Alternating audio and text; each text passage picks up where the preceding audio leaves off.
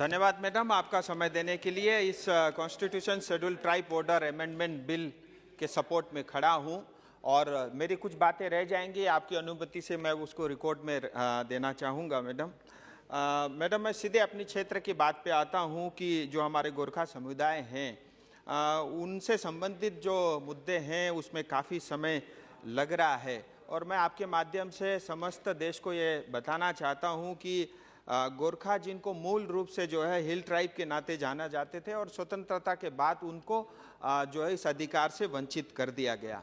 साथ ही मैं on record ये भी कहना चाहता हूं कि जो दार्जिलिंग का मूल जिला जिसमें दार्जिलिंग, तराई, डुवर्स शामिल है, 1947 तक ये पार्शियली एक्सक्लूडेड एरिया के रूप में जाना जाता था और ये पार्शियली एक्सक्लूडेड एरिया सिर्फ जो है जहाँ पे जनजाति रहते थे उनको माना जाता था।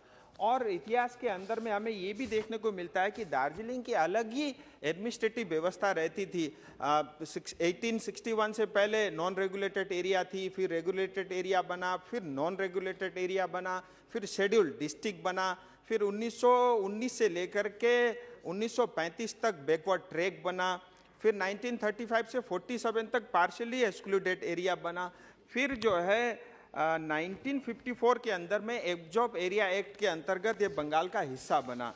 कुल मिला के मैडम मेरा ये कहना है कि बीच में 7 अलग अलग समाज के लोगों को, जिसमें लेप्चा, धुपका, भूटिया, यल्मो, शेरपा, लिंबू, सुब्बा, तामांग, इन लोगों को एसटी में शामिल कर दिया गया और 2002 और 3 अटल जी के समय में लिंबू और तामांग को भी इस एसटी शेड्यूल में रख दिया गया। लेकिन अभी भी 11 जनजातियां मगर, राई, सुनवार, याखा, गुरुंग, नेवार, खस, धीमाल, जोगी, धामी, भुजेल, ऐसे 11 जनजातियां छूटी हुई है।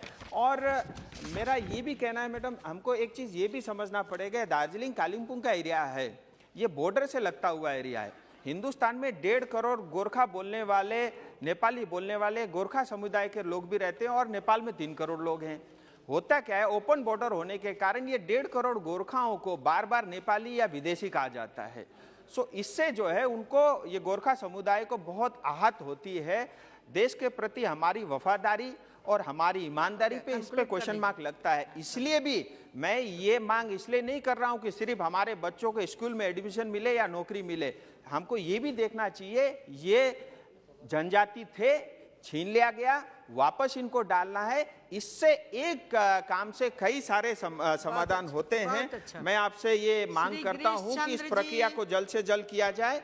अंत में नेपाली में एक ही लाइन कहूंगा, हमेर को जो गोरखा समाज जाति छ त्यसको योगदानलाई हेरेर हजुरको माध्यमबाट म ये निवेदन गर्न चाहन्छु मन्त्रीजीसँग, चाँडोभन्दा चाँडो एसटी स्टेटस रहेका 11 जनजातिलाई दिनुहोस्। यति भन्दै मेरो वक्तव्य समाप्त गर्न चाहन्छु। जय हिन्द, जय गोरखा।